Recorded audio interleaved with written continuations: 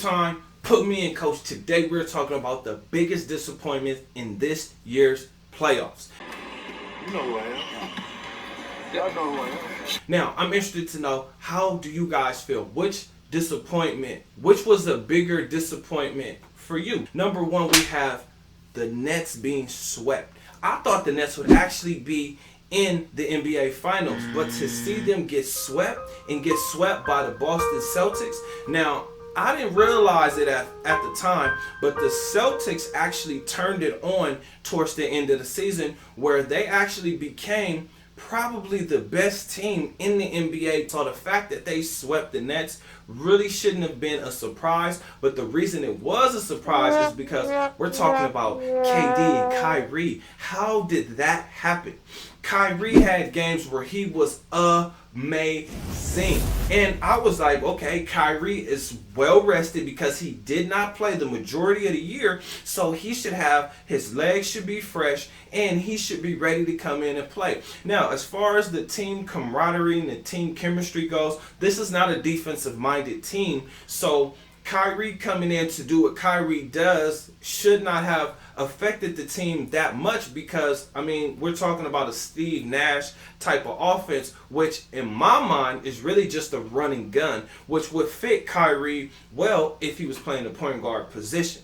But KD actually stunk it up, or let's just give the Celtics a lot of credit and say they played phenomenal defense on KD, locking him up and locking him down. That was crazy to see. Number two, before we get into number two, I need you guys to do me a huge favor.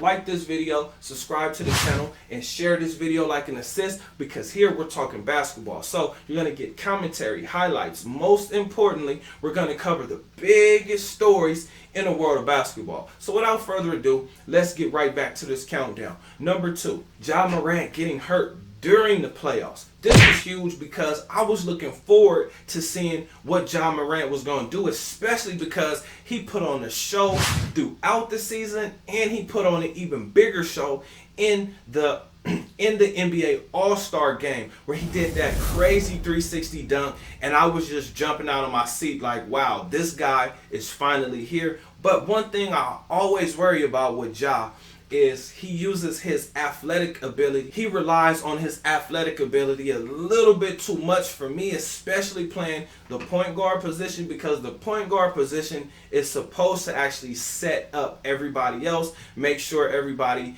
is in the spots that they need to be in, and most importantly, get the ball to guys where they're most effective scoring the basketball. So for me, seeing a guy like Ja was like, I think he probably needs to move over to the two, but that's just my opinion.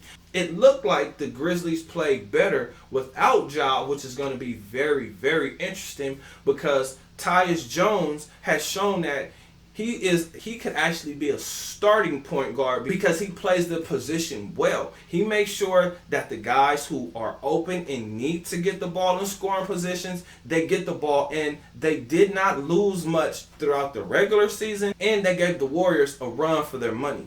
Number three, James Harden.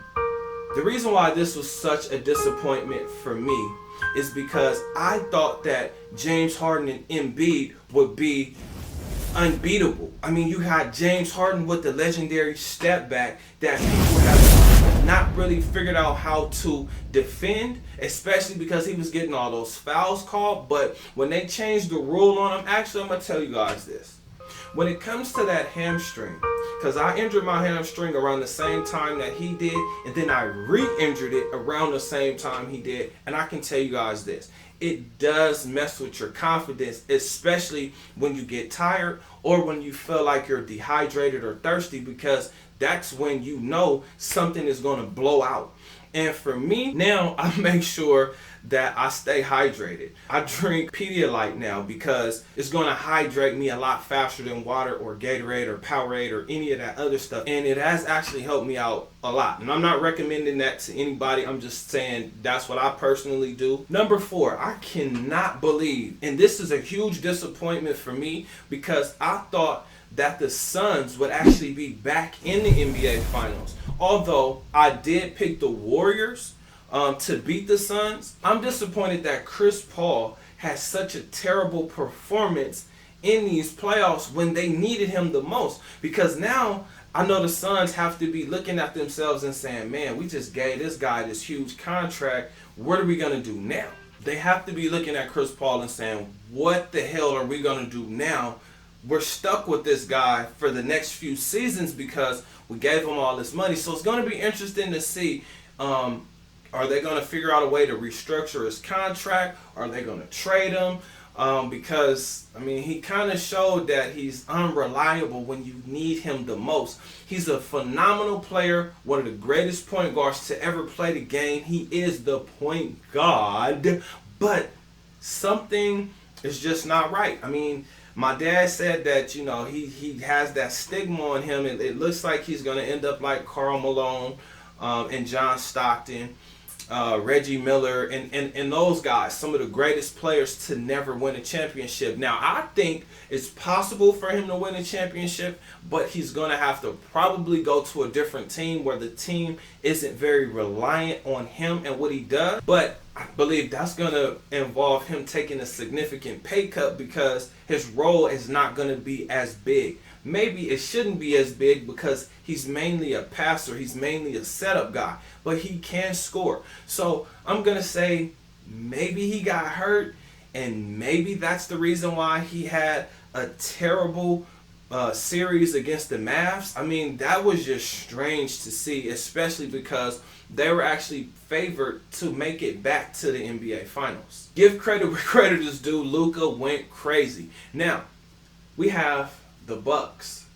The Bucks got knocked out when Middleton got hurt, but they actually made it through that first series. But once they went up against the Celtics, the young gun Celtics, it was over for them because Drew Holiday showed that he is a great point guard, but not a great second option. And I love Drew Holiday because he is a lockdown defender. He is a floor general. He is a guy that makes sure that guys get the ball in the position where they need it. And he seems to not really have an ego, meaning he seems to be an easy player to play with because he's going to do all of the things that you need him to do at that position and a lot more. Meaning he's going to play defense. He's going to cause things to happen on the defensive end that's going to give you offensive opportunities. My last point is the Lakers.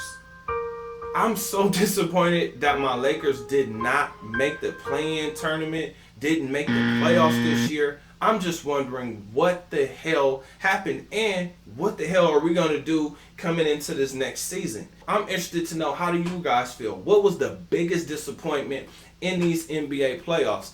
Comment under this video. Other than that, I'll see you guys on the next one. Peace.